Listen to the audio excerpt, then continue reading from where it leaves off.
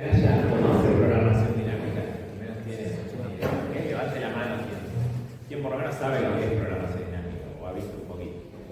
Bueno, algunos, pero la mayoría no.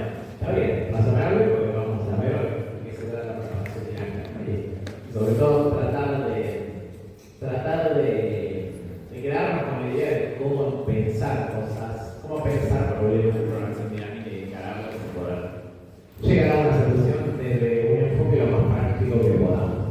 Así que bueno, gracias a los sponsors, como siempre, tenemos de organizadores a la Asociación Argentina de Programación Competitiva y a la UTN Santa Fe, que acá la UTN como universidad local nos pone dos espacios buenísimos que tenemos y hasta con micrófonos. Es una locura esto de dar con micrófonos, clases no ustedes.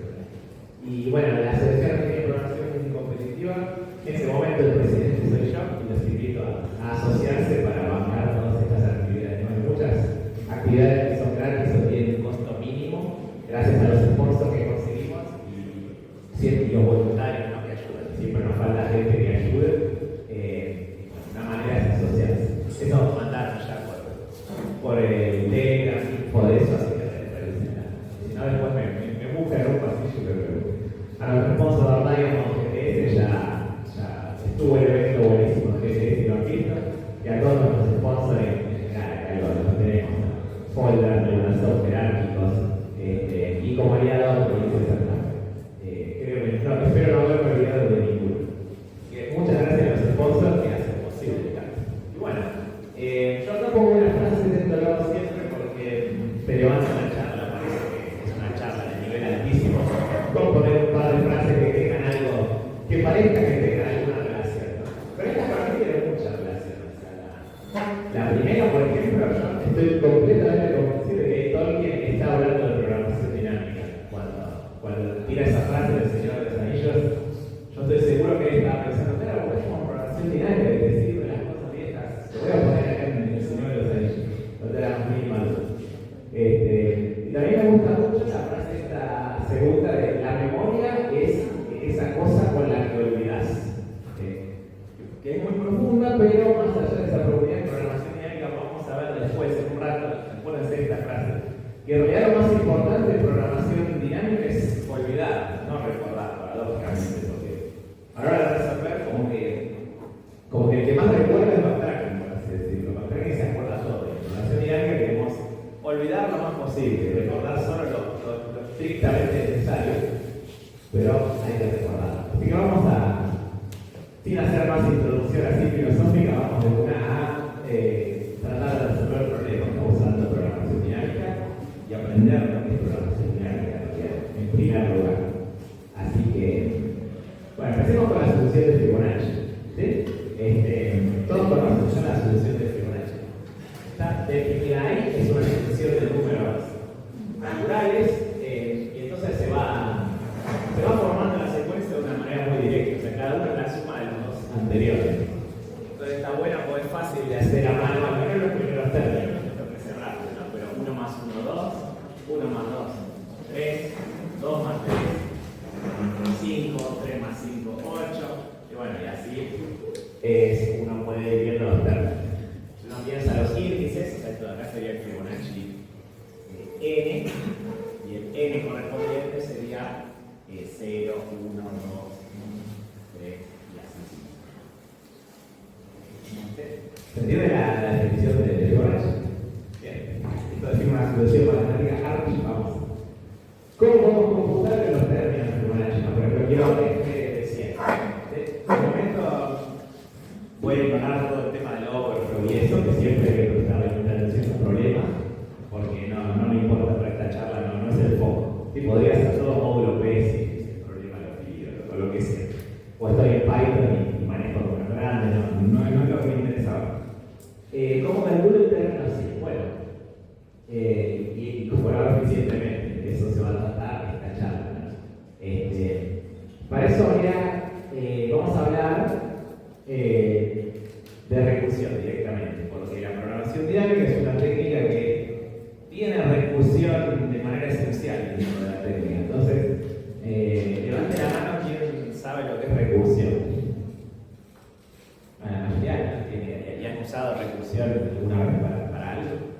código, digamos, han usado recursión.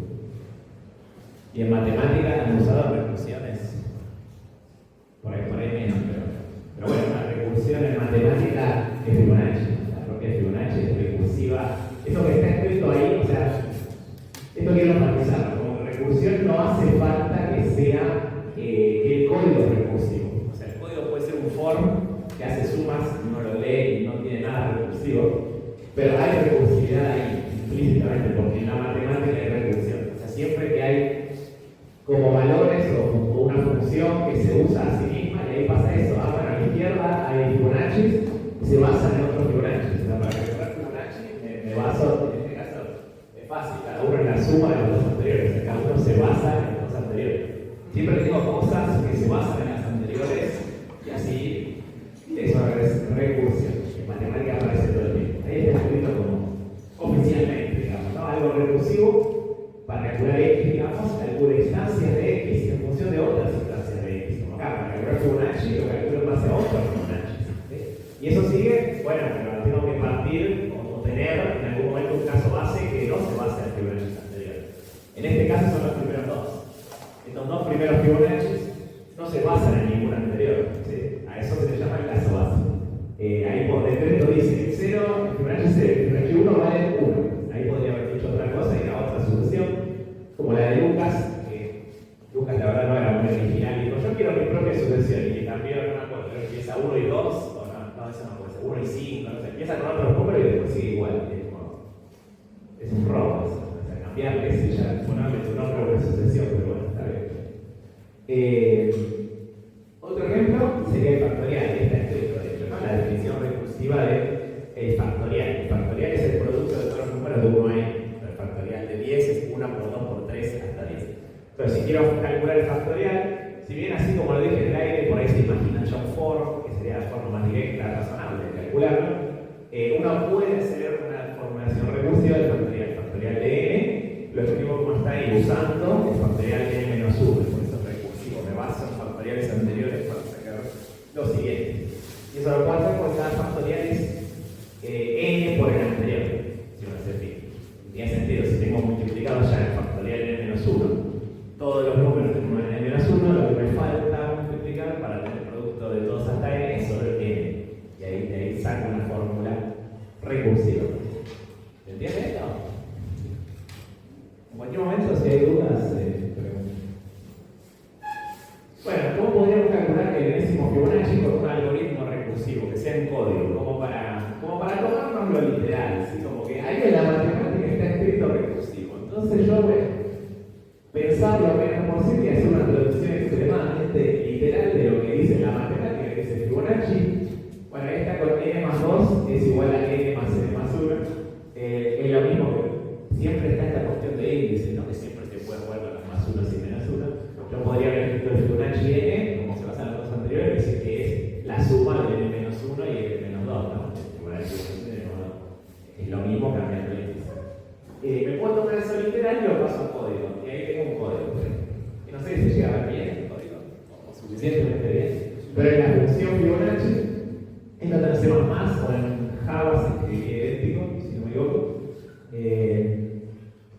Y en Python es casi igual. Si es 0 o 1, ya es el caso base, retorna uno directo, si no, llama a los dos anteriores. Es una aclaración que me olvidé de hacer, pero no sé si están mirando el Telegram, pero tienen estas diapos en Telegram, si las quieren ir mirando en el Telegram, las pasé en el grupo general y ahí ya lo puedo dar. Bien. Entonces esto es bastante textual la definición matemática. Si cae con un caso base, lo retorno directo por lo que dice por definición, si no, sumo los dos anteriores y fíjense que la función Fibo está llamando a la misma función Fibo. Por eso es recursiva acá en código. Esto funciona. Funciona porque como que copia la función de la matemática y la de la matemática en este caso estaba bien, así que va a funcionar. Bueno, pero la función tiene un problema. ¿A alguien se le ocurre cuál puede ser el problema en esto? Anda. Si uno lo ejecuta y termina, ve el Fibonacci correspondiente, ¿no? Pero, ¿qué problema puede tener? Puede ser uso de los recursos. Uso de los recursos. La ejecución es muy ineficiente. Sí, no sé, pero como parece,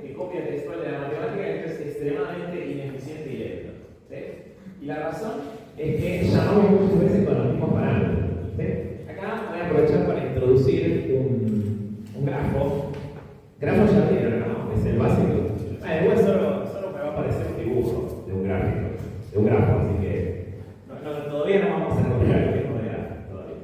Que es el concepto del grafo de llamadas. ¿Sí? Siempre que uno tiene, esto va a aparecer en todos los problemas de programación dinámica, pero podría aparecer en otros también que uno para razonar le sirva, ¿no? Si uno usa profilers, en general los profilers hay un grafo de llamadas, por ejemplo. O los de Waller tienen estas cosas asociadas. Si f es la función factorial, por ejemplo, yo puedo pensar, bueno, ¿qué pasa con la llamada factorial de n? Cuando yo llamo, bueno, si el incremento recursivo, como sugería acá, siguiendo la idea de la matemática, para llamar la llamada factorial de n por dentro, para resolver, se va a llamar a factorial de n menos 1. ¿Sí? Y esa por dentro va a llamar a factorial de n menos 2. ¿Se ve? Y así siguiendo esto hasta que llame al caso base que era factorial de 0 y termine. ¿Se entiende? Entonces, si yo pienso cada llamada como un nodo y pongo flechas cuando una llamada a la función desencadena otras y tiro la flecha hacia la llamada que hace, se forma un grafo, ¿no? En el caso de factorial, para calcular n me queda un grafo de llamadas que es como un camino. Muy sencillo, porque cada uno llama al anterior y listo. ¿Se ve esto? Esto nos permite también razonar que va a tener un tiempo orden n. Va a tardar más o menos n pasos resolver el cómputo de factorial de n si lo hago recursivo. Porque va a recorrer ese caminito de llamadas, retorna, van retornando todos, retorno, y vuelvo a bueno, decir y volver es lineal más o menos, ¿se entiende? Entonces, acá hay el ejemplo del factorial como que tarda como el for. Si uno se imagina cómo poder factorial con for, con una calculadora en uno, hago for y voy multiplicando, también es O de n. Así que acá en la recursión, bueno, le empata, va bien, digamos. Pero ¿qué pasa con Fibonacci? ¿Sí? Porque Fibonacci es un ejemplo de hacer tan visual y fácil de hacer a mano. Yo creo que se imaginan cómo programar, sin saber programación dinámica ni nada, por más que están haciendo programación dinámica, al ser un ejemplo tan simple, yo creo que se entiende lo que habría que hacer, ¿no? Me creo un array, por ejemplo, hasta donde quiera calcular, pongo los primeros dos en uno y después hago for. Y en cada uno sumo los dos anteriores y lo pongo ahí y ya está, como fui haciendo en el pizarrón. ¿Se entiende eso? Entonces eso es claro que va a funcionar, para calcular Fibonacci va a ser O de n. Lo lindo de este ejemplo es que piensen que ahora vamos a estar viendo cómo eso es programación dinámica y armando como un marco general, pues después en otro problema no es tan obvio. Bueno, hacer el for y calcular todo. Bueno, pero ¿qué es todo? ¿Qué tengo que calcular? ¿Y cómo hago el for? Se vuelve complicado. Este es un ejemplo así. Pero bueno, si volvemos a la función recursiva directa de Fibonacci, ¿qué pasa si hacemos el grafo de llamadas de Fibonacci? ¿Sí? Es un ejercicio interesante que podemos hacer. Y puedo aprovechar y reusar, porque yo soy medio vago y entonces si puedo reusar cosas, las reuso. Que casualmente factorial y Fibonacci empiezan con F, así que esta F ahora significa Fibonacci, y vamos a hacer el grafo de Fibonacci de llamadas. Bueno, pero el Fibonacci de n llama a Fibonacci de n menos 1, pero en realidad primero llamamos Fibonacci de n menos 2, se ve ahí en el código, entonces va a tener que resolver un Fibonacci de n menos 2, lo va a llamar, el código ahí recursiona, hace recursión y llama a n menos 2, y n menos 2 por supuesto empieza a computar y dice, yo necesito un Fibonacci de n menos 3, necesito un Fibonacci de n menos 4. Y así cada uno, el Fibonacci de n menos 4, n menos 3 por su cuenta, dice, bueno, yo necesito un Fibonacci de n menos 4, y necesito también un Fibonacci de n menos 5. Y así va llamando. Y cuando haya computado toda esta rama, ahí dice, bueno, también f de n menos 1 y lo llama.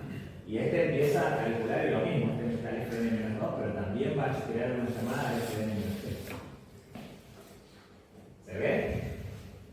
Y acá se ve esto de los recursos, ¿no? Que justamente es ineficiente este algoritmo. Uy, todos estos nodos en rojo se están calculando, pero si yo tenía cuidado, como que los podría haber calculado una sola vez, ¿no? Pero estoy repitiéndolos. O sea, acá el algoritmo dice, bueno, hay que calcular f de n menos 2. Hizo una cantidad monstruosa de trabajo, termina, y al toque dice, hace falta f de n menos 2, lo vuelvo a calcular y lanza todo el cómputo de vuelta. Pero yo no había calculado antes, se olvidó. Ese es el problema, tiene problemas de memoria el pobre algoritmo. ¿Se entiende? Ese Entonces, el problema central de esta versión, como dice ahí, tenemos problemas de memoria, básicamente. ¿Y cómo lo podemos solucionar? Almacenando, usando memoria para almacenar esos resultados y, si lo necesitamos de vuelta, resolverlo. Y eso es programación dinámica, en su esencia. ¿Sí? Ahora vamos a ver muchos ejemplos y cómo llevarlo a la práctica y todo eso. Pero esa es la esencia de programación dinámica, ¿no? Lo principal. Acá hay otra versión de la misma cita de Tolkien. No sé por qué no coinciden, o sea, debe ser una de las pelis y las otras del libro o algo así. Pero son casi iguales, pero realmente distintas.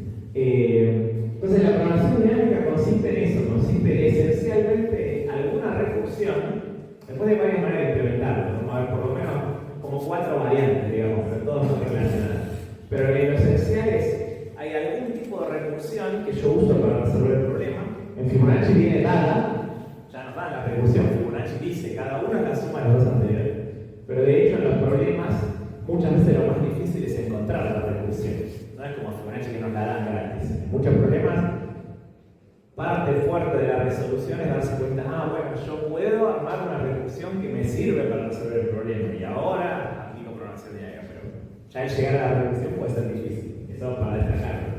Pero para que sea programación dinámica, alguna recursión hay en algún lado, aunque sea en el mundo de la matemática, así como en Fibonacci. Después, si yo lo computo con un for, no importa, ya hay recursión igual. ¿Sí? Pero lo crítico para que sea programación dinámica es que tengamos esta idea de no quiero calcular la misma llamada función, digámosle. No quiero calcular el mismo subproblema, la misma instancia, el mismo Fibonacci, no lo quiero calcular más de una vez. Sea cual sea el orden en que lo calculo, lo esencial de la programación dinámica es hay una recursión y yo aprovecho guardar los resultados para no calcularlos más de una vez en toda la ejecución. Como mucho el cómputo lo hago una vez y siempre que lo vuelvo a necesitar ya está computado. ¿Entienden? ¿Entendieron eso? ¿Entendieron lo que es programación dinámica? Al menos lo principal. Entonces la visión, yo voy a dar 2 visiones de programación dinámica, como la que llamo tradicional, que es por ahí más de librito, y una visión que a mí me gusta más, porque la encuentro muchísimo más útil yo para pensar problemas. Entonces voy a dar las 2, porque las 2 son válidas, son formas de ver lo mismo, así que vamos a ver las 2 porque las 2 son entonces, ¿qué es programación dinámica? Bueno, es una técnica para resolver problemas y va a consistir en estos pasos, ¿no? Esta es la visión más clásica. Tenemos un problema y lo vamos a dividir en subproblemas, ¿sí? Acá para Fibonacci de vuelta, es medio cantado, pero es más difícil cómo dividir. Sería, bueno, quiero computar el Fibonacci enésimo y lo voy a dividir en que necesito calcular el n-1 y el n-2, porque con eso ya podría resolver el mío. Esa es como la división en subproblemas, la reducción a instancias más fácil, ¿sí? Los Fibonacci más chicos son más fáciles. Entonces lo reduzco a que primero calcule el Fibonacci más chico y después con eso voy a poder calcular más. Pero eso es muy general, ¿no? En muchos problemas lo que tenemos es un array y hay que hacer algo con el array. Bueno, yo quiero calcular todos los números, pero bueno, voy a reducir a calcular todos menos el último. Si tengo todos menos el último, bueno, pues veo cómo le agrego el último. Y así, recursión. Entonces, descomponer esos problemas, resolver cada uno de la misma manera, o sea, haciendo, ahí entra la recursión, para resolver cada uno voy a de vuelta, descomponerlo en otros subproblemas y reducir y así hasta llegar a un caso 12. Lo esencial es esto que decía, bueno, que me guardo el resultado porque no quiero calcular lo mismo 2 veces, entonces almacenarlo. ¿Sí? ¿Cómo podemos ahora en concreto el código, por ejemplo, en el caso de Fibonacci, hacer para calcular una sola vez la función para cada parámetro? ¿Cómo lo podríamos hacer? Te vas guardando el resultado. Hay varias maneras igual, ¿no? Una es hacer lo que hice en el pizarrón, en realidad, ¿no? Y pasar eso a código. Pero la receta que tal vez es más automática, que funciona siempre si ya tenés codeado una recursión, vos codeás con una recursión acá. Codeás con una recursión y te das cuenta, no, claro, esto es exponencial, es súper lento. Bueno, no lo dije, pero de hecho el tiempo es tan lento que es exponencial. Darlo proporcional al Fibonacci que está calculando, de hecho. Claro, esto es exponencial, tenía que hacer BP. Bueno, la receta para solucionarlo es te agregas una tabla cache, ¿no? Alguna memoria donde vayas a guardar los resultados, que acá es el arreglo global, ese FIBO, la idea es que ese array global FIBO guardemos ya los valores calculados. ¿Sí? Un array es algo muy eficiente muchas veces, pero podría haber sido un mambo. ¿Sí? O sea, podría haber sido cualquier cosa. Lo importante es que es alguna estructura donde no vamos a guardar los resultados. ¿Sí? En este caso es un arreglo que el código principal arranca y lo marco todo en -1 para indicar, porque acá -1 no es un valor válido, ¿no? Si lo fuera, tendría que usar otra cosa. Para indicar todavía no fue calculado. ¿Sí? Entonces, el código de la función se fija es igual que antes, o en realidad esencialmente lo anterior era como la tercera línea, esa línea 6 que dice la fórmula, y esa línea se fija como antes, llama la función. Pero lo que la diferencia es que lo primero que hago es, ¿ya está calculado? Si ya está calculado, lo retorno. Entonces, ese es el extra que le agrego. Bueno, hago la función como antes, que por ahí tenía 100 líneas y un cómputo re complicado. Bueno, acá tiene una sola línea, la 6. La 6 es la función de antes, pero podría haber sido de 100 líneas. El problema es que primero que nada agrego, si ya está calculado, lo retorno. De uno, y listo, no hay que hacer nada. Si no, lo calculo como antes, de manera acá larga que llama la función y todo, pero cuando lo tiene calculado, lo guardo en la tabla, como ahí, para el futuro, ya queda guardado. Y de vuelta lo retorno, o sea, siempre termina en la tabla. Y entonces después la función calc_fibo, en este caso se usa como antes. La puedo llamar y me va a calcular un Fibonacci. ¿Sí? La diferencia es que ahora, como tiene ahí explícitamente ese chequeo, vale la propiedad de que cada resultado se va a calcular una vez, como mucho. O sea, nunca va a calcular el mismo Fibonacci dos veces porque hay un if que lo dice. Mira, si ya está calculado, retorna.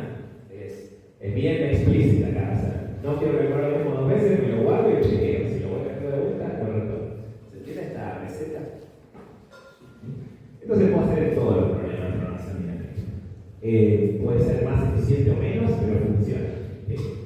Esto explica lo que acabo de decir. Bueno, y en este caso es drástica la diferencia, porque este algoritmo va a quedar lineal. Se puede razonar que, o sea, acá hay un tema que en esta implementación, hacer recursivo, ¿no? Y depender de que ya está calculado o no es tan fácil de razonar en qué orden se van a ir calculando las cosas. Por ahí depende de cómo lo llaman. Si yo arranco con una tabla vacía y llamo a Fibonacci de 10, por ahí eso dispara que se calculen los primeros 10 Fibonacci, y después si más tarde llamo a Fibonacci de 20, dice, el 20 no está calculado, y empieza a calcular, y cuando llega al 10 dice, ya está calculado y retorna. Entonces ahí recién se calculan los siguientes 10. Es como que es medio raro, no queda claro en qué orden se calculan las cosas. Pero para sacar la complejidad total, igualmente yo sé que en algún orden cada Fibonacci se calcula una vez, cada problema, cada subproblema se calcula una vez. Entonces el total de tiempo es el cómputo de sumar sobre todos los subproblemas cuánto tarda calcularlo a ese individual. ¿Sí? Bueno, en el caso de Fibonacci, hasta n, digamos, hay n problemas y cada uno acá es tiempo total, es una suma básicamente. Si el cálculo hubiera sido un for, en cada uno por ahí era cuadrado y no tiempo total. Pero lo importante es que una sola vez cada una, y eso pasa a lineal en este caso cuando la anterior es exponencial. ¿Sí? A esta técnica se le llama memorización, o en inglés memorization, así que no tiene R, no es un typo, es así, memorization. Es un nombre pésimo, pero a mí no me gusta nada.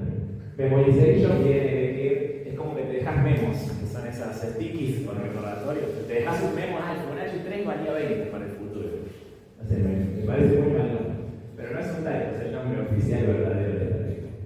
Entonces, memorization es esta técnica, lo de tener una tablita y chequear con la tablita en cada paso. Si ya lo calculé, retorno, es un cache. Un cache de lo que se usa en el web, es la misma idea exacta. Bueno, ¿alguna pregunta, Fibonacci? Entonces, si entendían esto, en teoría ya saben programación dinámica, ya entienden lo que es. Y bueno, el tema es que hay problemas difíciles de programación dinámica, pero la idea es esa, el concepto. Entonces, veamos otro ejemplo, ¿no? Los números combinatorios. Otro uso clásico de programación dinámica es calcular los números combinatorios. ¿Quién conoce ya lo que son los números combinatorios? Acá la tenemos. Unos cuantos, pero no todos. Bueno, se usan en matemática y en programación primitiva también, porque los problemas que tengan que ver con contar cuántas posibilidades hay y cosas así son súper útiles los números combinatorios para sacar fórmulas de conteo, justamente, fórmulas de descubrir cómo es, de cuántas maneras se puede hacer algo. En concreto, el combinatorio NK, que está escrita la fórmula, ¿no? puede deducir esa fórmula, piénsenla cualquiera de esa cuenta. Está lindo para razonarlo, si uno no lo conoce. Pero lo que cuenta el número combinatorio, resumidamente, es de un conjunto de n cosas, y por eso se llama el combinatorio nk, tiene dos parámetros ahora. ¿Sí? Esa va a ser la diferencia con el Fibonacci que vimos recién. En este ejemplo, lo que queremos calcular tiene dos parámetros, no una sola. No es f de n, sería f de nk, el combinatorio de nk. Y lo que significa el combinatorio de nk es que de n cosas quiero elegir un subconjunto de k cosas y quiero contar de cuántas maneras lo puedo hacer. Se ha dicho de otra manera, esa fórmula está buena saber porque cuenta cuántos subconjuntos de exactamente k elementos hay de entre un universo de n posibles para elegir. Bueno, y da una fórmula concreta. Pero bueno, entonces por fórmula puedo aplicar la fórmula que está ahí directamente con factorial. Pero si en muchos problemas pasa que igual de un solo combinatorio yo quiero usar muchos todo el tiempo, y entonces si yo quiero calcular los combinatorios hasta n, se puede, y ahí conviene usar el método del triángulo de Pascal. No sé si lo han visto alguna vez ese método, pero yo puedo armar un triangulito que es como un Fibonacci 2D, si uno lo piensa, ¿no? Tiene bastante relación.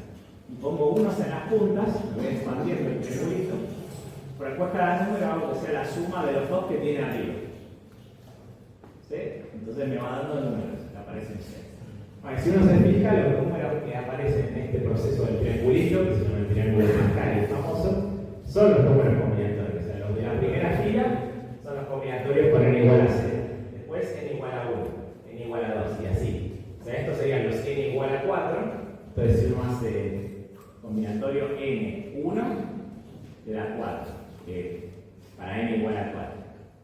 Y combinatorio, bueno, 4, 2, da 6. Que son estos de acá. Entonces, si uno lo pasa a combinatorio, la formulita del triángulo de Pascal, lo que dice es que el combinatorio nk le va a dar de la fila anterior sumar el k, pero también de la fila anterior sumar el k menos 1. Entonces, esta es la fórmula recursiva que está implícita en el método del triángulo de Pascal. O sea, son todos combinatorios, los números van apareciendo y cada uno resulta ser la suma de los anteriores. ¿Sí? Entonces, de vuelta tenemos este patrón que va a servir para programación. Esta fórmula combinatoria tiene una interpretación muy bonita que sirve para demostrarla sin hacer cuentas, que es simplemente decir, bueno, si yo quiero elegir k elementos entre n, hay solamente dos opciones. Si se agarra el primer elemento, el 1, que se me ocurre mirarlo, digo, bueno, o está o no está en el conjunto de los que voy a elegir. Entonces, si separo en dos el universo, los conjuntos donde lo uso y donde no lo uso. Si no lo uso, bueno, tengo que elegir k de los n menos 1 restantes. Pero si sí lo uso, me falta elegir k menos 1. Entonces, en ese otro caso, que es un punto, te voy a elegir k menos 1 de los n menos 1 restantes. Eso explica esta fórmula, demostrada. Pero más allá del por qué, bueno, es conocida esta fórmula. Entonces, ahora enfoquémonos en lo quiero calcular, ¿no? ¿Cómo hago para calcularlo en código? Porque está bueno esto de armar la tabla, porque si armo la tabla hasta n, después ya es leer la tabla y no de uno puedo responder cualquier combinatorio que vaya a necesitar en un programa. Y esto es mucho más simple de hacerlo de la sumita, más eficiente que andar haciendo factoriales y divisiones con factoriales, porque eso es libre. ¿Se entiende más o menos? Sí. Entonces, bueno, si uno hiciera un algoritmo recursivo directo del combinatorio, quedaría así. El caso base es que si k es igual a 0 o k es igual a n, estamos en las puntas del triángulo, ¿no? Sería estos 1, entonces retorno 1 directamente, todos los combinatorios nm o n0 dan siempre 1. Y si no, estoy en el medio y hago la suma que acabo de explicar, si los dos de arriba. Y esto, como antes, va a ser muy lento si yo lo implemento, va a tener una complejidad exponencial, la reducción así de esto. ¿Sí? ¿Cómo arreglamos esto de que va a tener una complejidad exponencial? Porque calcula muchas veces lo mismo. Bueno, como antes, ¿no? Lo esencial en realidad es que cada resultado se calcule una sola vez. ¿Sí? Y antes vimos la técnica de memorización para resolver eso. Entonces podríamos usar la técnica de memorización acá también. Pero ahora vamos a ver la otra opción, ¿no? Que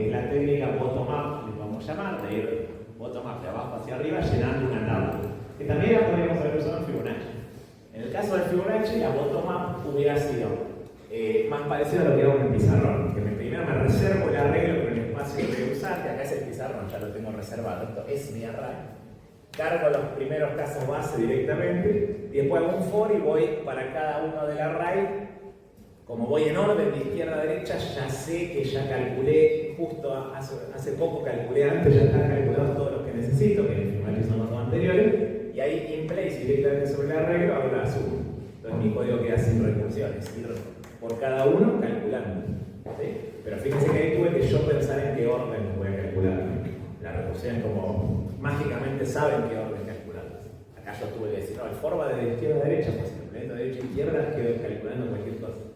¿Se ve? Bueno, acá podemos hacer lo mismo, como hacer el bottom-up. Y acá de hecho está el código de ejemplo, ¿no? Porque si pensamos en esta tablita que yo quiero llenar, bueno, cada fila de la tabla se basa en la anterior. Concretamente, cada fila con un cierto n solamente necesita valores de la fila n-1. Entonces, si voy iterando, como se ve en esa primera línea, de manera creciente, el n, que ahí en realidad le puse i, pues, y n es hasta donde quiero ir, pero bueno, ese i va tomando el número de fila, entonces voy a estar calculando en ese código los combinatorios i y k en cada paso, con la misma forma. ¿Sí? La clave es que en lugar de hacer la recursión, que cuando quiero calcular n, k llama, yo al ir en este orden creciente de ir llenando la tabla, que sería así, el orden que voy llenando, yo ya sé que cuando estoy mirando un valor y necesito calcularlo, ya puse antes en la tabla por el orden en el que estoy yendo a todos los que necesito. Entonces no necesito hacer ninguna llamada. Puedo leer la tabla directamente, que es comp, ese arreglo global de 100%, y leo directamente el valor. Pero si uno lee lo que es la línea 8, ¿no? Que tiene la fórmula, el combinatorio de K es esa suma de los combinatorios anteriores, esa línea es como una llamada recursiva de antes. O sea, en esta versión del código no es recursivo, porque es leer una array de una, pero en el mundo de la matemática es la misma fórmula recursiva, que sigue siendo recursión. ¿Se ve esa definición? ¿Se entiende? O sea, en ese sentido, programación dinámica siempre tiene recursión en cuanto a la matemática. No siempre está implementado de manera recursiva. Esto también es programación dinámica. Esta es una forma muy eficiente, muy útil de calcular los combinatorios. Uno dice que no tiene batería. Puede ser. Claro, está desenchufada. Hemos olvidado. Menos mal que avisan. Ahí. Sí, tiene el rayito. Bueno, nos salvamos. Creo que nos salvamos. ¿Una pregunta de esto? Yo sí, porque no sé. ¿La línea 6 punto de cero? Es una asignación todos juntos, o sea, es lo mismo que al combinatorio y 0 y al combinatorio y a los dos les asigna uno. Está asignando las puntas, ¿no? Como caso básico. Claro. Porque ahí la recursión se saldría de rango, como que si querés calcular un 1 te vas fuera de rango. Esos los ponen por separado. Eso también es un patrón típico. Está bueno que esto me lleva a un comentario. Cuando trato de hacer las cosas bottom-up, el bottom-up en general tiene algunas dificultades extra, pero que son menores. O sea, sobre todo son dificultades técnicas que cuando te acostumbras y hiciste bien bottom-up, ya no es tan difícil. Pero de entrada, o sea, por lo menos dos, pero debería ser los dos para ir retirando los distintos algoritmos de programación que haga. Pero esto del top-down también se llama top-down en memorization. Esta técnica de memorization en general, yo creo que al principio es más fácil, porque como que es más fácil, no tenés que pensar esto de en qué orden ir con cuidado para no salirte de rangos y para no salirte de que cuando quieras calcular un problema todavía no está calculado. O sea, fíjense que de vuelta, acá si yo del primer for me equivocara y hiciera que I vaya descendiendo para calcular la tabla, bueno, el código compila y C ejecuta, pero y en Java también ejecutaría. Si yo reservé primero la tabla y está en 0, pongámosle, bueno, ejecuta si yo lo ejecuto más atrás. Pero va a estar calculando cualquier cosa, porque la tabla arranca en ceros y en cada uno voy a decir, bueno, la suma de los anteriores, pero todavía son ceros. Entonces llena todo de ceros, digamos, y calcula re mal porque está mal el orden. Esa es una sutileza que en el top-down nunca hay que pensar el orden. yo puedo llamar en cualquier orden y anda, porque la recursión misma se encarga de ir calculando las cosas cuando vayan siendo, es como lazy en ese sentido, de que cuando haga falta lo calculará. Cambio acá, te quiero decir en qué orden. Pero casi siempre es obvio el orden, porque bueno, sí, es seguir como los parámetros de la recursión. Bueno, el i se achica en las llamadas, así que tengo que hacer el for para arriba. Cuando el i llama a más 1, tengo que hacer el for para abajo. En general, esa receta cubre el 97% de los casos de programación dinámica. Es raro que un parámetro se mueva para los dos lados. O es raro que todos los parámetros se muevan para los dos lados. Porque aunque haya un parámetro que siempre baja o uno que siempre sube, bueno, hacemos el primer for en ese y ya está. Ya queda garantizado. Bueno, son de la fila anterior, son de la capa anterior. Listo. Pero bueno, esta también es programación dinámica. Es otra variante. Como dice ahí, es la bottom-up. Y esta, en la práctica, en los problemas de competencia, suele ejecutar bastante más rápido. Capaz que 5 veces más rápido, 10 veces más rápido, tal vez que un top-down.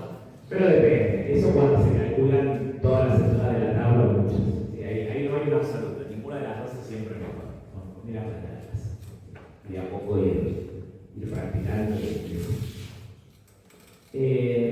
Bueno, y hay una propiedad clave de programación dinámica que si miramos en detalle todos los problemas que hicimos hasta ahora tienen, ¿sí? Que es la propiedad de la superposición de sus problemas.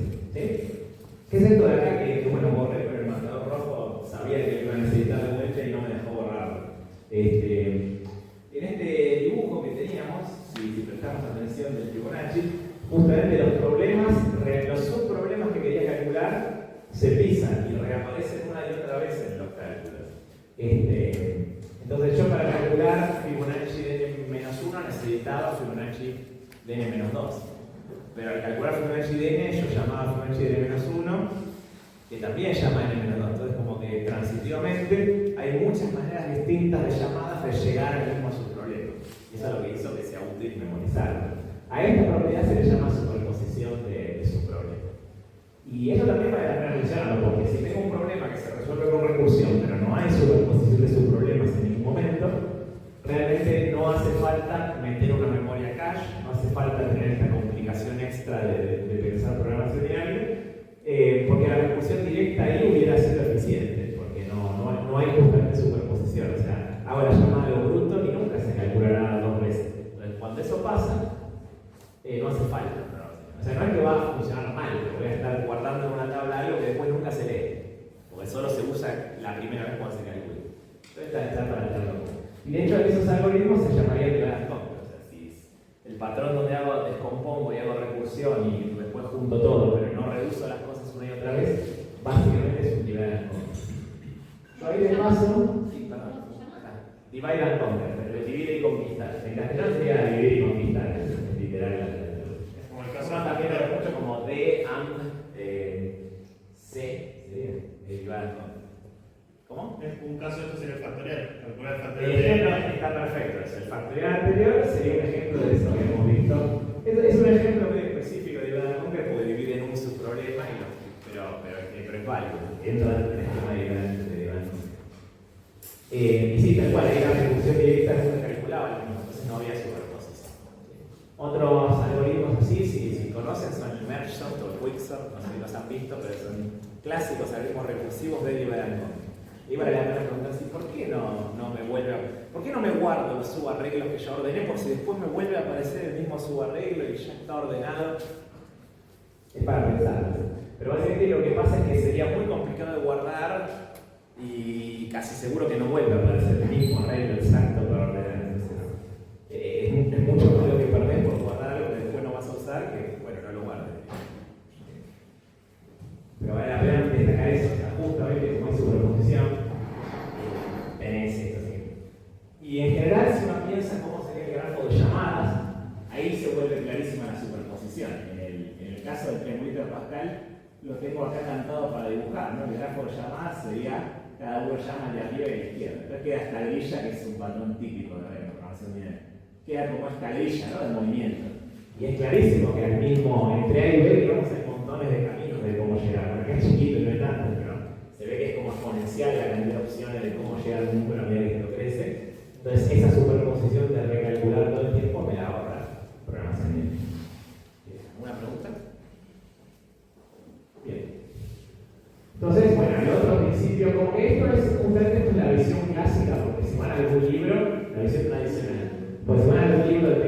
clásico, sobre todo de universidad, como el CORME, que dicho sea de paso, está muy bien explicado en el CORME, Introduction to Algorithms, recomiendo leer la sección de programación dinámica del CORME, pero ahí como que da este tema bien estricto y bien rígido con dos nombres, la superposición de sus problemas, el principio de optimalidad, y por eso lo menciono.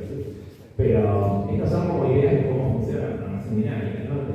También enfatizo que no es que en el código uno necesite la función superposición de sus problemas o el algoritmo principio de optimalidad, ¿no? Son las ideas de programación dinámica, no se reflejan en el código muy directamente.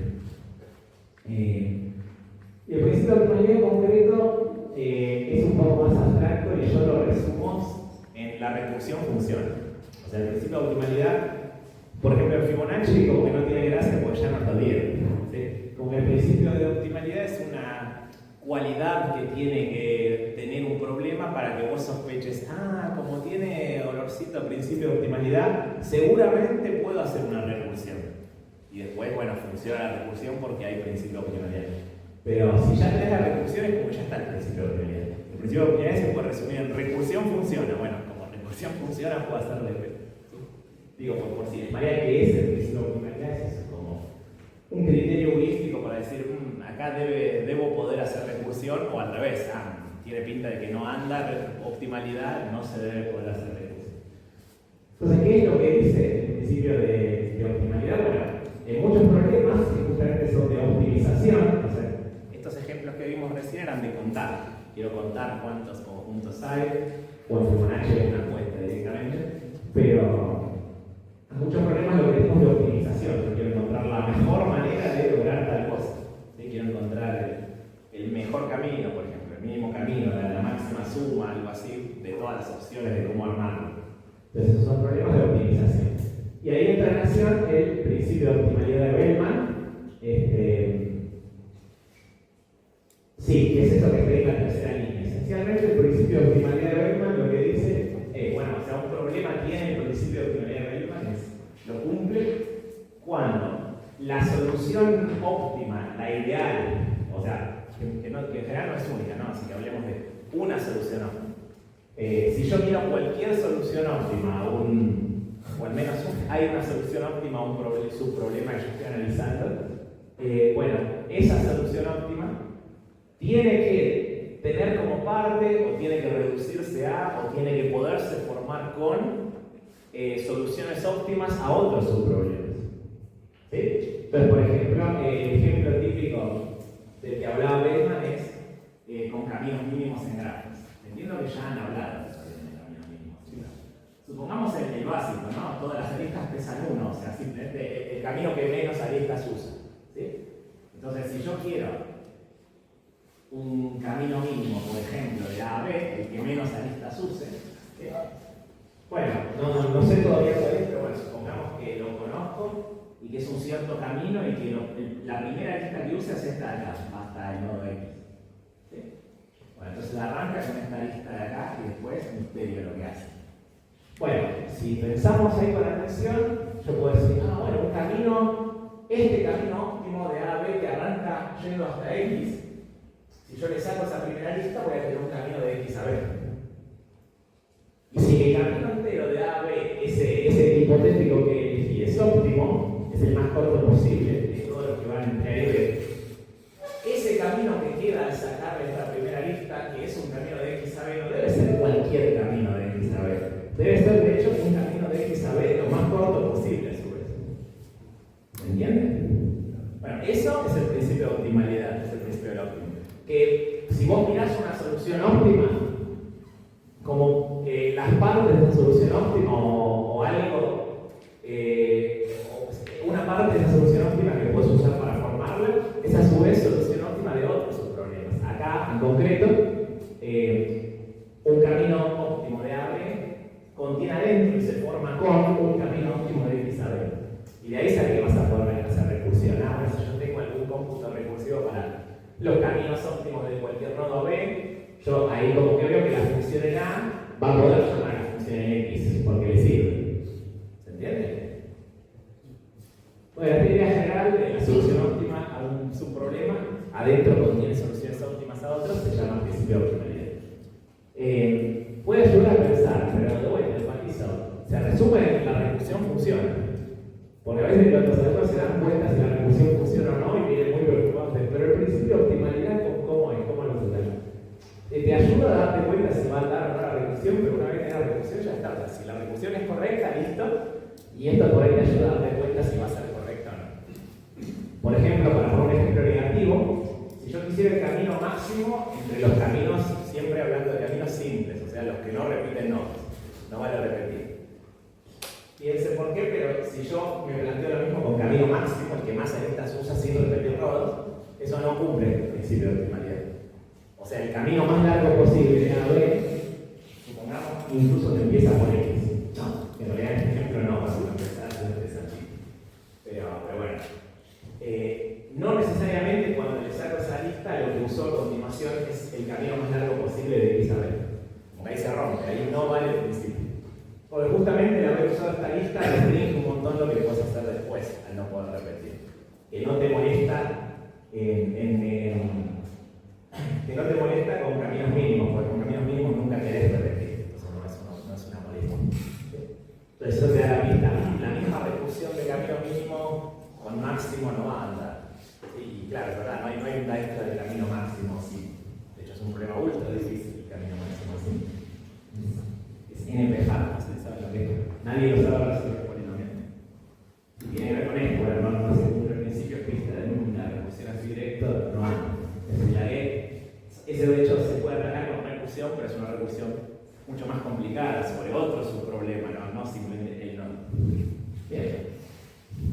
Bueno, esto repite lo que acabo de comentar, que lo planteó Bellman hace 70 años. Y bueno, le puso nombre, por eso esto es famoso y lo va a encontrar. Pero se resume la recursión que funciona. ¿Alguna pregunta?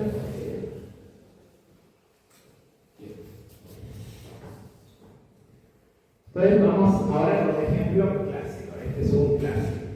Si no lo codearon todavía, lo van a tener que codear. Está entre los problemas de tarea que pueden estar, pero es un clásico. Si vieron algo de programación dinámica, es muy probable que se hayan cursado con este textual, porque se usa así, se me roba, no. Se lee, ¿no?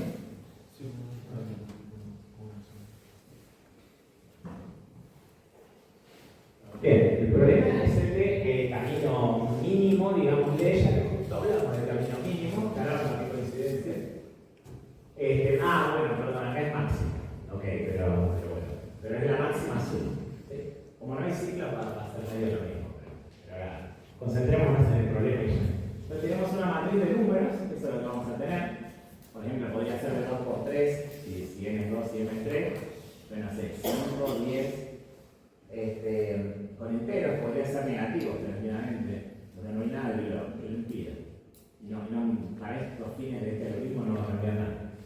Tenemos números y entonces queremos hacer un camino de arriba a la izquierda, abajo a la derecha, pero solo vale moverse para la derecha o solo para abajo. Son los únicos dos movimientos permitidos. No vale hacer vueltas más complejas. ¿Sí? Sería mucho más complicado el problema. Bueno, habría que definir qué pasa si vuelvo al mismo nodo, ¿no? Que ahí está medio en el aire, pero como no puedo volver al mismo nodo, es solo para la derecha o abajo, sapo y no necesito ni definirlo porque no puede pasar. Entonces lo que quiero es maximizar la suma de los números por los que pasan. ¿Sí? ¿Cómo resuelvo este problema? Seguro con programación dinámica, porque estamos en la charla de programación dinámica, por supuesto. Pero puede fallar eso a veces. Pero bueno, ¿qué plantearía? A ver, ¿qué necesitamos? Tengo dos movimientos. Tendría que evaluar cuál de esos dos es más largo. Bien, eso va bien, eso va muy bien, pero como nos salteamos etapas ahí estamos yendo directo a la fórmula de alguna manera.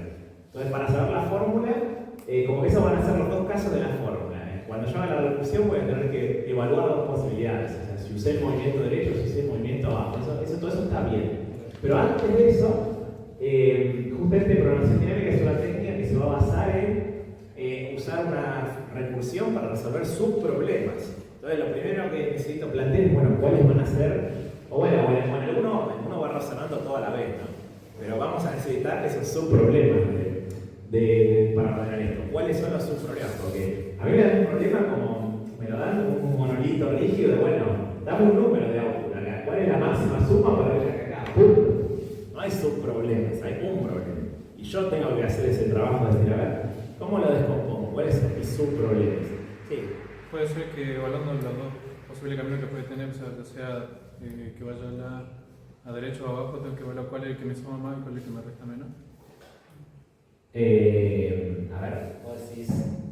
Partiendo Pero de los dos números que hay a continuación. Claro, sí, O sea, por ejemplo, empezando de acá, mirar los dos siguientes. Claro. Y es siempre el más grande. No, el que me sume más o el que me resta menos. Puede ser. O sea, al más grande. ¿No? Claro, sí, O sea, es por más ejemplo, acá voy al 10 porque es más grande. Y acá voy al 5 porque resta menos. Algo así. Sí. Bueno, es una buena pregunta. Y es indicador de un patrón general, ¿no? Hay una trampa que es que eso sería un algoritmo goloso. Y esta clase es de programación dinámica, no de goloso. Entonces es sospechoso. Pero eso es trampa, cuando estamos usando el tema de la charla. Entonces esa es una muy buena pregunta y es algo que pasa en muchos problemas. Uno dice, tengo un algoritmo goloso, ¿será correcto? Un algoritmo goloso o avaro o voraz, se le llama también. En inglés es greedy, pero está mal traducido, entonces tiene muchas traducciones. Son los algoritmos que tienen este patrón de en cada paso reviso localmente qué opciones tengo y agarro la que parece mejor localmente. Pero no necesariamente eso es lo mejor global, siempre. Hay problemas en que sí, y eso requiere una demostración que es medio especial. Como regla general, agarrar lo que en cada pasito parece mejor no necesariamente me lleva a la mejor solución de todo el problema. ¿Sí? Ahora hagamos un ejemplo. ¿Había una pregunta? Sí. Si yo pongo, por ejemplo, si yo sumo la primera columna con la segunda, guardo sus valores, y sumo la segunda con la tercera, y guardo sus valores, y después sumo la primera fila con la segunda, no sé, supongo que eso me va a dar un cierto número y voy así, no sé, o sea, siempre va a ser de arriba hacia abajo. Eso como que estás analizando caminos particulares, ¿no? Tipo, bueno, hacer así en una primera fila, ¿no? Algo así. Se correspondería con eso, me parece. Como bueno, y el tema es que puede haber todavía más caminos. Entonces, el tema es hay una cantidad exponencial de caminos posibles en una tabla grande, ¿no? Porque muchísimas combinaciones, como permutar derecha abajo. Entonces, lo que vamos a tratar es de no explorar todo. Entonces ahí la idea golosa está bueno que es súper eficiente, o sea, no explora todos porque va al otro extremo, explora un camino, dice vamos por acá, seguro está bien. Y hay problemas donde sí, o sea, si ven el algoritmo de Kruskal, por ejemplo, que es uno recopado en grafo, como que hace eso, siempre agarra la lista más chica y listo, y eso funciona para el problema que está haciendo Kruskal, pero bueno, en este no necesariamente. Justo en este ejemplo, eso me parece que es el mejor camino, pero fíjense que eso no tiene por qué andar. Por ejemplo, yo podría tener una variación un poco distinta, que bueno, acá hay unos, ¿no? Entonces yo digo, bueno, voy por los unos porque en todo lo demás tengo menos uno, supongo. Entonces mejor que pagar un menos uno es pagar los unos, ¿no? Pero esos menos unos son una pequeña molestia que yo tenía que sufrir, como, no sé, levantarme temprano a la mañana, a cambio de un tremendo beneficio, como, no sé, venir al training camp. Entonces, bueno, me perdí el tremendo beneficio de venir al training camp porque dije, dormir un ratito más y levantarme temprano es más fácil dormir un ratito más. Y hago eso todo el tiempo y me quedo todo el día durmiendo. Y me pierdo el training camp porque me ha dado millones de beneficios. ¿Se puede? Entonces, acá se ve que el goloso directo no anda. Tenemos este problema esencial y entonces se complica un poco mal el problema. El goloso directo no. Sí. O sea, nos podemos parar en cada uno y fijarte si el de arriba o el de la izquierda, cuál es el que te suba, cuál es el que te suma más. ¿Y el que suma más de qué? No, va bien, o sea, pero nos estamos salteando cosas, ¿no? Porque el que te suma más de qué. O sea, el que hace que esa posición en la que te paraste sea mayor. Claro, o sea, como que justamente, bueno, me gusta la idea, o sea, para resolver cómo llegar hasta acá, y ahí ya me están diciendo un poco la idea de su problema, ¿no? Está implícito. O sea, ¿por qué te impuso esta casilla? En realidad yo señalé esta, pero vos hablaste de uno en genérico, ¿no? Así que parece que ir hasta una casilla arbitraria y J genérica es un subproblema interesante en este caso. Que sí, lo es, podríamos plantear eso. Entonces podríamos llamarle, yo le puse F, me parece. Spoiler, le puse F. Podríamos llamarle F de J a lo que queremos calcular y que ese sea el subproblema. El problema es elegir una casilla de J. Y entonces f de J, que sería el subproblema que yo quiero calcular, lo puedo definir en palabras. Entonces, eso en realidad es como, si yo tengo que explicarle, por ahí al razonar, uno razona medio caóticamente y piensa toda la vez lo que va a salir. Pero si yo tengo que explicarle a mi compañero qué dice para que me entienda, porque es un lío lo que dice, conviene muchas veces que lo primero que le diga es, porque esto ordena un montón, es bueno, lo que yo, la función de la TP que quiero calcular es f de ij, o sea, estos son sus problemas, estos son los parámetros, y en palabras que tiene que calcular. Porque después con eso mi compañero podrá chequear la fórmula y decir, no, nada que ver, esa fórmula no está calculando lo que me dijiste en palabras. O sí. Entonces en palabras lo que tendría que ver con f de ij es para cada par ij, o sea, para cada celda, cuál es el máxima suma que puedo lograr yendo hasta ahí desde el inicio. ¿Sí? Eso podría ser algo que me interese. Porque ahí sí vale esto de, bueno, claro, si yo sé cómo llegué hasta acá de la mejor manera y cómo llegué hasta acá de la mejor manera, y bueno, puedo ver cuál es mejor y dar un pasito más, que creo que es más o menos a lo que ibas. Sí, sí. O sea, porque si vos agarrás el menú está bajo el 5, en ese, vos pensás, ¿de qué forma puedo llegar a esa posición, digamos? Sí. Claro, Sería que esto de la punta es como solo arriba, ¿no? Claro, ya acá te empiezan a aparecer opciones. Y lo así como que lo vas llevando para, como que lo vas expandiendo. De una. Es que sí va a pasar la solución. Pero la clave es que entonces nos planteamos esta función y decimos, bueno, ¿qué es lo que quiero calcular en f de ij? Quiero calcular la máxima suma posible de los nodos que visité, arrancando en el 1, 1 y terminando en el ij. Entonces, otra cosa importante es por qué eso me sirve para resolver un problema. Eso siempre me quiero plantear, porque por ahí me emociona y planteo su problema que después no me sirve para nada. ¿No? Pero es que, si yo tengo esto para todos los IJ, en este caso es claro que me sirve para mi problema, porque la respuesta final, ¿qué sería? En términos de la F. Sería F de NM, ¿no? O sea, la cantidad, la máxima suma si quiero llegar a la esquina inferior derecha, el NM, por la definición que estoy dando. O sea, si lo puedo calcular para cualquier casilla objetivo, en definitiva en este caso, lo puedo calcular para la casilla objetivo final. Voy a calcular muchos números, bueno, me importa solo uno, entonces es bastante común. Hay problemas de ecuación diagonal que te importan todos los números, o sea, vos calculás muchos números y realmente los usas todos.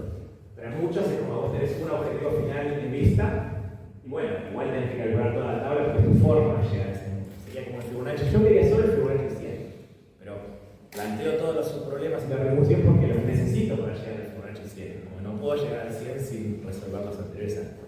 ¿Se entiende? Entonces acá nos podemos plantear este subproblema. F de ij tendría que quiero resolver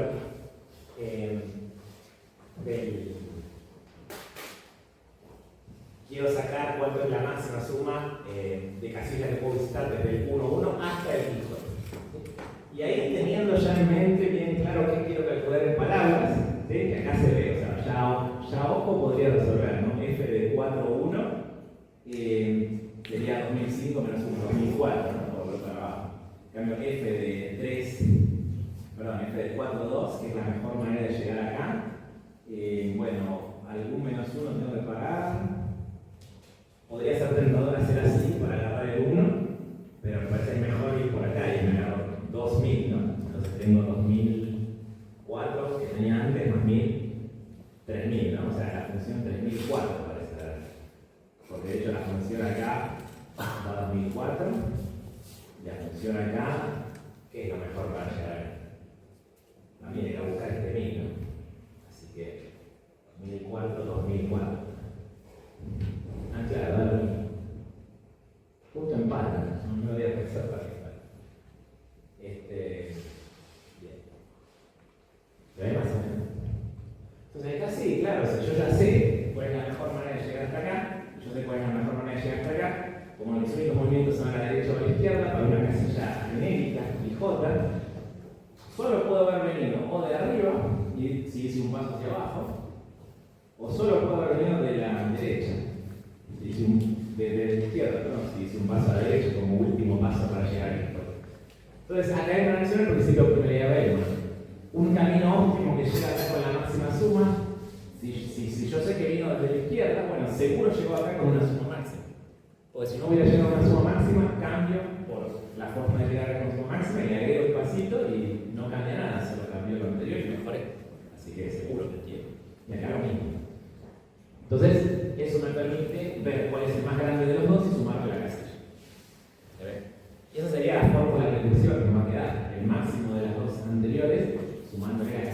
acá justo es el máximo de 2004, más la casilla 1000 de 2004.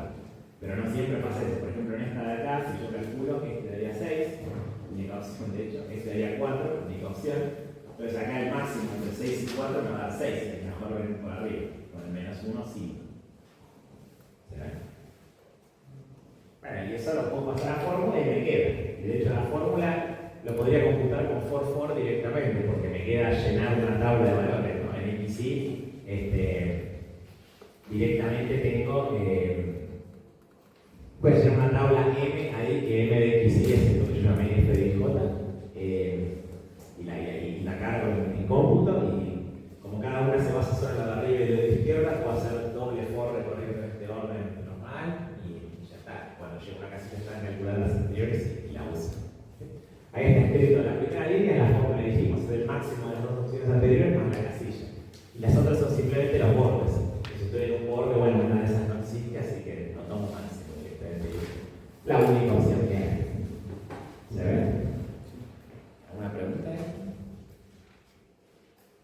Y esto, bueno, sí, va a funcionar en todos los casos. En este y en este va a calcular para cada casilla la mejor forma de llegar hasta ahí. Y eso, si lo miro en la casilla final, me da la respuesta a todo el problema. Bueno, pero hasta acá llegamos con la visión tradicional porque hay un inconveniente en esto. Y está bueno, o me salió bien, a mí como dando la charla, me salió bien que ustedes hayan propuesto ya esta recursión que es la más común, así que es una apuesta bastante segura. Si yo quiero de que el IJ dependa del I-1 y del J-1. O sea, que la recursión llame, digamos, hacia atrás, achicando los números. ¿Sí? Porque justamente me da pie a esta diapositiva. ¿Sí? Con lo anterior tenemos un algoritmo de programación dinámica que va a calcular la suma máxima del recorrido. ¿Sí? Pero viene una serie de preguntas acá. La primera, ¿cómo recuperamos el camino en sí? Eso hay muchos problemas que vamos a necesitar saber cuál es el camino. O sea, en este caso sería siempre el camino, o sea, más en general en programación dinámica, cuando estamos optimizando, sería la secuencia de decisiones que fuimos tomando, ¿no? Eso, conforme el camino. Acá, como cada paso solo hay dos opciones, derecha e izquierda, sería la secuencia de derecha hacia izquierda hasta derecha hacia abajo. Lo podría hasta codificar en un string, derecha abajo. Eso es el camino, pero ¿cómo lo recupero? O sea, yo corro este algoritmo, me va a dar números, y el número abajo a la derecha de todo es la respuesta final de máxima suma que puedo decir. Pero ¿cómo rearmo el camino ideal para llegar a esa suma? ¿Cómo lo consigo?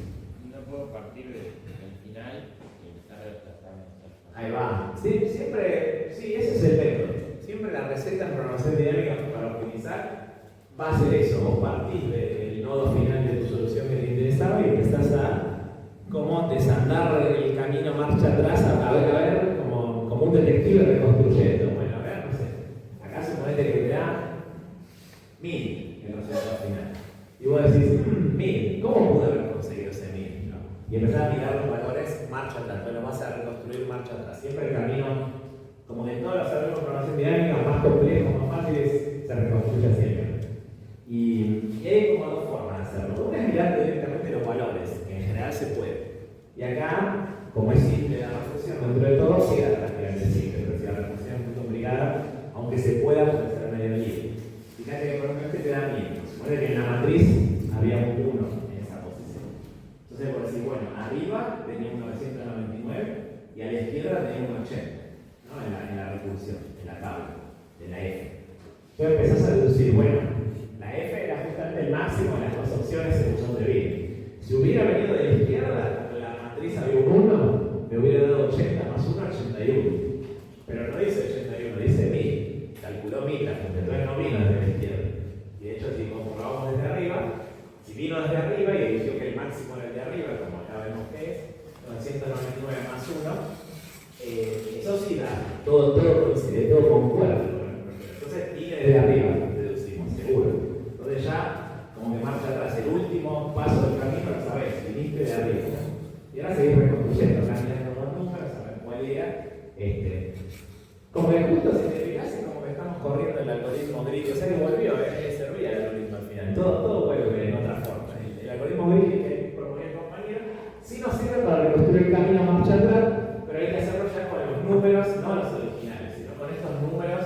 que computó el algoritmo de programación dinámica. Porque nos dicen como, bueno, si vas más allá atrás en el camino, bueno, ¿por dónde tendrías que haber venido? Porque lo que tienes que con esos números computados, ya el número te dice cuánto es el resto que vas a sumar. Entonces, sí, el giro más grande, pues ya es la respuesta final lo que falta. ¿Sí? ¿Se entiende esto de cómo reconstruir directo con los numeritos? Esto se puede hacer casi siempre, pero sobre todo si la recursión es más complicada, acá es bastante directo, es el máximo de todo. Pero si es un lío la recursión, muchas veces conviene guardar, porque facilita todo la implementación, una tabla extra auxiliar de ayuda que en cada celda te diga qué elección hiciste. Entonces al mismo tiempo calculas las dos tablas, o sea, al mismo tiempo calculas las de numeritos, pero como el output al revés, digamos. Le darías un print, voy para abajo, voy para atrás. Sí, a lo último si lo tenés que printear, claro, o sea, en general como esto se reconstruye al revés, y acá hay un detalle a lo que va la siguiente diapo, así está muy bien la pregunta. Si le metes un print directo, te está quedando como al revés el camino. ¿Sí? Pero puedes guardar todo y al final printear todo. ¿Sí? Pero así se reconstruye en programación dinámica. Es la receta, digamos. ¿Alguna pregunta? ¿Va bien? Bueno, entonces así se reconstruye el camino y es genérica esta técnica. Es la forma en que se reconstruyen todos los problemas de programación dinámica. Como que toda esta, de vuelta si esto se entiende bien, como que ya está, toda esta parte es la parte mecánica de programación dinámica. Todos los programas iguales. Lo que se complica es que la función puede ser un libro, en lugar de tener dos máximo mínimo y ya está. Puede ser un cómputo re complejo que hay que evaluar n opciones y el grafo de las opciones es un lío, pero el principio es el mismo. Bueno, ¿y qué pasa si queríamos? Y acá hay un tema. ¿Qué pasa si quisiéramos el camino lexicográficamente mínimo? Ahí se complicó todo, se puso todo mal. El problema era el mismo, nos pedía reconstruir el camino, nos pedía la máxima suma, o sea, la máxima suma está bien, la estamos calculando, esta es la máxima suma posible, era lo primero que vimos. Sabemos reconstruir un camino que funciona y alcanza esa suma, pero lo que pasa es que nos pide el problema, bueno, de todos los caminos que alcanzan la mínima suma, porque no es único, ¿no? O sea, de hecho, por ejemplo, si toda la matriz fuera un solo número 1, bueno, todos los caminos dan lo mismo, por ejemplo. Pero sí, incluso con todos los números distintos puede haber empate. Me quedó 2004, 2004. Acá había un empate, por ejemplo, sí. Pero hay números distintos. O sea, incluso si la tabla tiene todos los números distintos, también puede haber empate, porque hay caminos que sumando números distintos llegan a la misma suma. Entonces los empates pueden pasar. Entonces, puede haber más de un camino óptimo. Bueno, si hay muchos, ¿qué pasa si el programa nos pide el lexicográficamente mínimo? Eso es algo muy común que aparece. Lexicográficamente mínimo, no sé si ya lo vieron, pero significa que en la lista de opciones es para comparar listas de opciones. Hacia acá sería el camino. Bueno, ¿cómo comparo derecha, derecha, abajo con abajo, derecha, derecha? Bueno, acá todas vienen lo mismo punto, pero incluso si vienen distintos, la comparación lexicográfica de listas de cosas o de strings en general es como el diccionario, ver la primera diferencia y eso define. Entonces, no sé si acá el output es con A y B, la lexicográficamente mínima significa que, bueno, si te da lo mismo y las dos consiguen el óptimo, el primer paso es que sea una A, para que quede más chico, ¿no? Lexicográfico. Y así en cada paso, para desempatar, que primero darle prioridad a las A. Entonces, bueno, ¿cómo hacemos eso?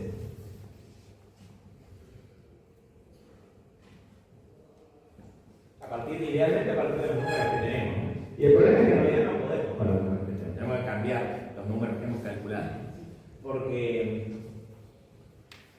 justamente si nos planteamos esto, entonces a ver, si hay varios caminos, como primer paso para la primera aproximación, o sea, por ahí lexicográficamente mínimo entero es muy difícil, pero veamos el primer paso. Si me sale el primer paso del lexicográficamente mínimo, seguramente eso me vaya conduciendo a cómo sacar entero el camino lexicográficamente mínimo.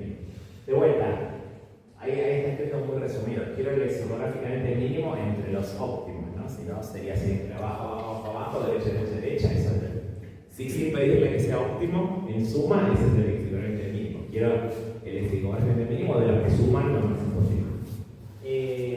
Entonces,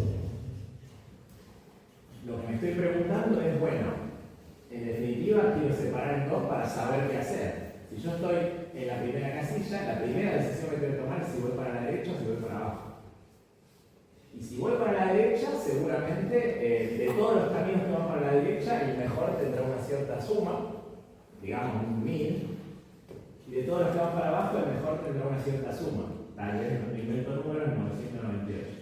Entonces, si son distintos, ahí no hay opción, sí o sí debo elegir la única opción que me va a permitir conseguir la máxima suma, pero si dieran iguales, bueno, ahí tengo flexibilidad, o sea, quiere decir que hay tantos caminos óptimos que empiezan con A como caminos óptimos que empiezan con D.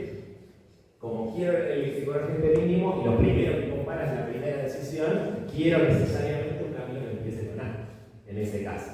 Pero para eso me tengo que poder dar cuenta de esto, me tengo que poder dar cuenta de cuánto sería el costo total si empiezo haciendo una A y cuánto sería el costo total si empiezo haciendo una B. ¿Se ven? Y entonces, fíjense que lo que necesito es saber como el costo total desde este nodo hasta el final y el costo total de este nodo hasta el final. ¿Se ven? Pero no tengo esos números. Yo computé una tabla enorme de números, pero que no tiene esos. Los que calculé son todos desde el principio hasta alguien. ¿Se ven? Es como está al revés. Hice la tabla al revés de lo que necesitaba. Entonces, si pienso todo de la forma clásica, es más propenso en mi experiencia a que te pase esto. Que calculas todo y al final te das cuenta, no, pues otra vez la recursión. Tienes que dar vuelta a todo el código, porque había que hacerla para calcular. ¿Sí? Bueno, y ahora lo mismo si te piden el número 420 en orden lexicográfico. Bueno, es un programa más difícil, pero que pasa lo mismo, tenés al revés que te quiere dar respuesta. Entonces, bueno, nos encontramos en esta situación, estamos como, no, que va al revés la recursión. Entonces, vamos a ver otra forma de pensar los problemas de programación dinámica, en general todos, que yo encuentro que es muy útil para razonar y que tiene la ventaja, o al menos así lo veo yo, de que nunca más te va a pasar esto, nunca más te va a pasar que pensás toda la recursión y de repente te das cuenta, quedó al revés, porque como pide el lexicográficamente mínimo, yo necesitaba que vaya para el celular. Y en mi experiencia anecdótica, cuando te acostumbras a pensarlo de otra manera constructiva, te sale todo más fácil, o te queda más natural, pero bueno, es subjetivo. O después interactúas con gente y todos te dicen, pero hacen todas las empresas al revés, ¿por qué hacen todas las empresas al revés? Esto describe lo que yo acabo de explicar en palabras, es lo mismo, describe lo que pasa, nos quedó la letra al revés. Y bueno, ahí en la parte que está en negrita, está como de alguna manera resumido lo que ya un poco observamos acá que nos está pasando, pero un poco está analizar por qué nos pasó esto de que nos quedó al revés la recursión. O sea, ¿qué podríamos haber hecho nosotros para evitar que nos quede al revés la recursión? O sea, ¿qué podríamos haber pensado de entrada para que ya nos quede todo al derecho, no sabiendo que necesitamos el lexicográficamente mínimo? O como consejo, en mi caso, bueno, hacerlo en todos los problemas, pensarlo así, porque ayuda a pensar y si encima te piden cosas como el lexicografía mínimo, también te queda allá al derecho, porque lo estás pensando bien, entre comillas. Como en mi experiencia, les va a ser más fácil, créanme, acto de fe. Bueno, la cuestión es que nosotros, incluso implícitamente, aunque no le hayamos dado forma, ya habíamos pensado un procedimiento de construir la solución, que viene en el enunciado general. O sea, en todos los problemas que tengan, dame la lexicografía mínima, está ese proceso de construir la solución. Por ejemplo, en este de la matriz, el proceso de construir la solución pasito a pasito sería como el output de cómo es la secuencia de decisiones. La regla de los pasitos permitidos son dos, acá es clarísimo, a la derecha o abajo. Entonces, el proceso de construir la solución pasito a pasito es arrancás en el 1-1, tu protagonista arranca ahí, se mueve haciendo pasitos permitidos que son a la derecha o abajo y llega al objetivo, el NM. ¿Sí? Entonces, esto es el proceso de construcción de la solución. Arrancás en 1-1, vas haciendo pasitos de derecha y abajo, va evolucionando la situación, el estado en el que estás, que acá es en que casi ya estás, va evolucionando esa solución y llegas al destino. Y este procedimiento es parte del enunciado, es importante del problema, pero no lo tuvimos tan en cuenta al armar la construcción de programación dinámica. Entonces, por eso nos quedó al revés. ¿Sí?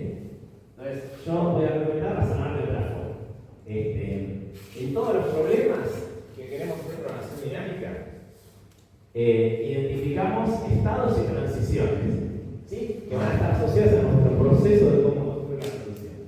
No sé si ya han hecho backtracking o se llevan bien con backtracking, pero se relacionan, o sea, es lo mismo que backtracking. O sea, en backtracking la clave es que tengo que descomponer cómo construir la solución en pasitos. Y voy a construir la solución pasito a pasito, va a ser una secuencia de lecciones lo que termina dando mi solución. Cuando yo identifico eso, yo si quiero construir una solución, ¿cómo es mi proceso iterativo de ir armando pasito a pasito, tomando decisiones hasta que se arma? Como si pudiera adivinar los pasitos que tengo que hacer. Pues bueno, justamente después voy a necesitar la recursión para computar cuál es el mejor camino en términos de lecciones que voy haciendo. Acá sería, bueno, el proceso de armar las soluciones ir eligiendo a la derecha, abajo.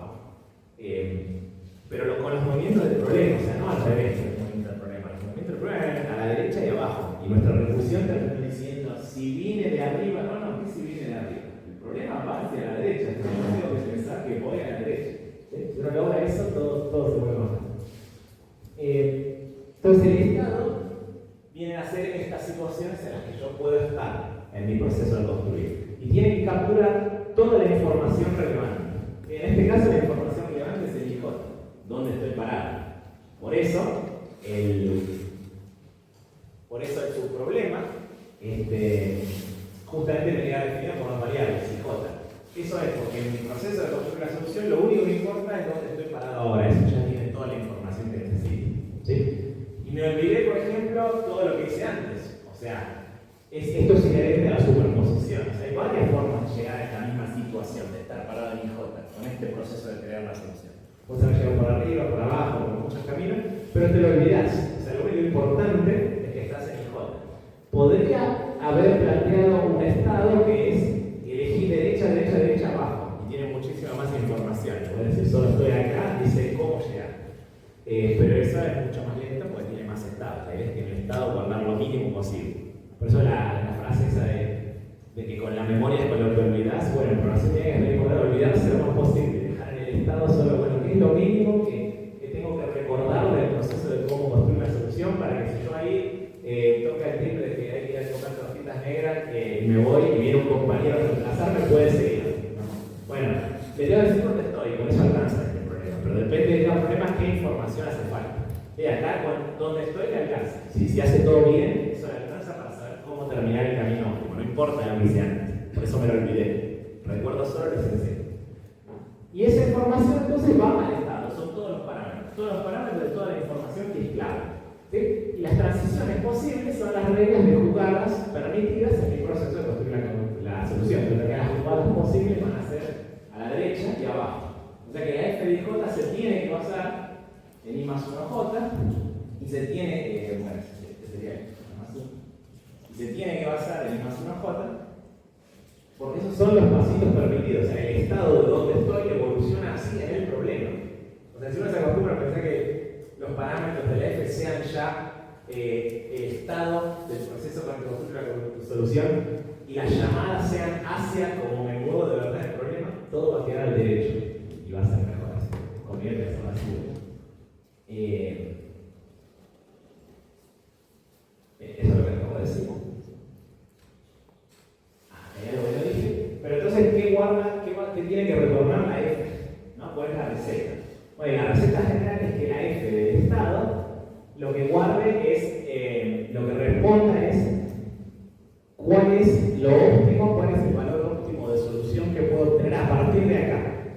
Es decir, f de j siempre en los problemas va a significar, dado que ahora estoy en esa situación, o sea, dado que ahora estoy en ese estado, o sea, yo me fui a comer tortitas negras y vino un compañero y me reemplaza. Bueno, dado que lo dejé en esa situación y vino el compañero y arrancó de ahí, no sabe qué hice antes, ¿qué es lo mejor que puede conseguir? Eso tiene que responder la F.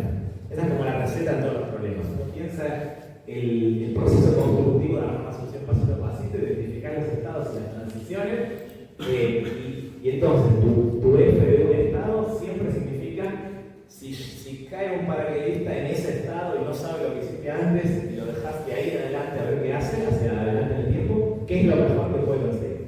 ¿Sí? Si uno lo plantea así, siempre queda al derecho, porque claro, como el pasado ya no importa, las transiciones quedan forzadas hacia adelante en el tiempo. Entonces quedan sí o sí al derecho del problema. Porque claro, lo mejor que puedo conseguir si estoy acá, de acá en más, va a depender solamente de si ahora elijo ir a la derecha o ahora elijo ir abajo. Y bueno, si elijo ahora ir a la derecha, voy a haber pagado un movimiento a la derecha, voy a conseguir mi celda, voy a conseguir lo mejor que pueda conseguir de acá en más si la nueva situación es J más 1. Entonces acá es simétrico, acá justo como es simétrico el gráfico de movimientos queda básicamente la misma recursión al revés. Pero también a veces pasa que para volver al permiso la recursión es distinta y es muy complicada, porque es medio simétrica la situación. Y si uno lo piensa así, te garantiza que estás pensando con la transición en la dirección buena, digamos, la del proceso que definiste, entonces no te queda al revés. ¿Sí? ¿Se entiende más o menos? Yo encuentro que ayuda mucho esto de primero pensar cómo es el proceso pasito a pasito, cuáles son los estados, eso van a ser los parámetros, y ahora empiezo la transición, entonces la F solo va a depender de los estados a los que puedo ir. ¿Sí? Como que de alguna manera pones en el centro del eje de todo lo que antes era el grafo de llamadas. Bueno, que el grafo de llamadas de la ejecución sea directamente el grafo de movimientos, no el transporte, no lo contrario, pues me va a salir que sea el de movimiento del problema. Bien, si lo aplicamos al tema anterior, nos queda como dijimos, f de IJ va a ser lo mejor que puedo conseguir si arranco en IJ y voy hasta el final. Y como vimos acá en el análisis, eso es justo lo que necesitamos para conseguir el éxito en el camino. De hecho, tiene el efecto colateral también de que el camino ahora, como la respuesta a eso también está. La respuesta al problema pasa a ser f de 1, 1.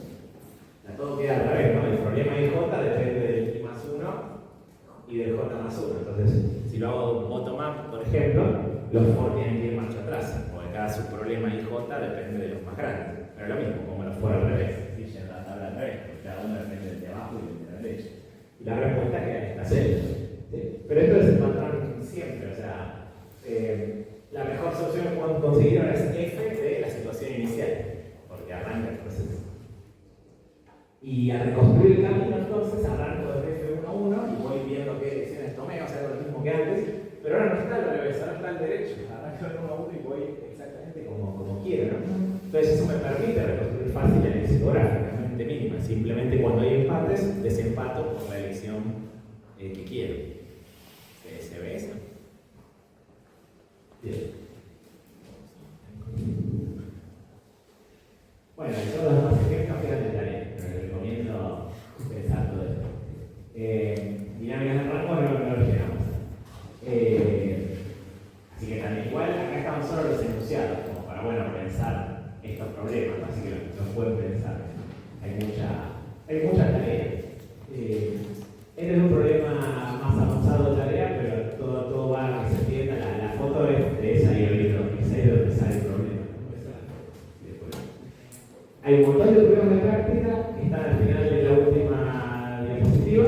Yo les voy a recomendar, ese es mi orden sugerido, digamos. En este caso, yo recomiendo que los hagan en pruebas.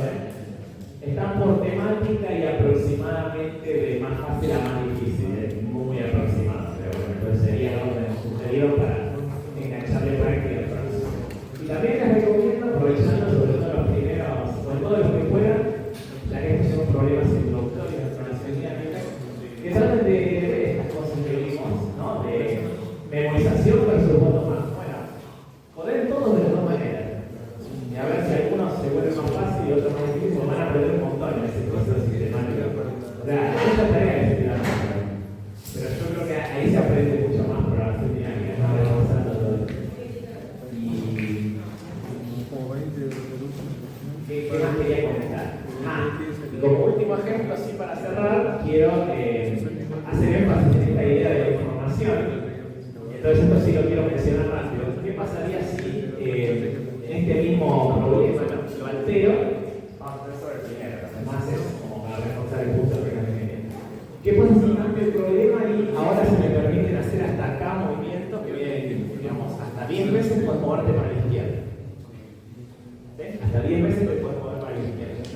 Y supongamos que la regla es que si pasas, ahora podés pasar por la misma casilla varias veces, lo que antes dije es imposible. Si pasas por la misma varias veces, la sumas varias veces. Bueno, cada una tiene un generador de puntos y si pasas varias veces, generas un punto varias veces. Entonces ahora, hasta 10 veces, supongamos, no acá, que en el input puedes moverte a la izquierda. indicado, nosotros no. ¿Cómo cambia el problema? Pero pensémoslo, como dije yo, con la visión constructiva. ¿Sí? O sea, cómo es el proceso de armar una solución de la manera directa del problema.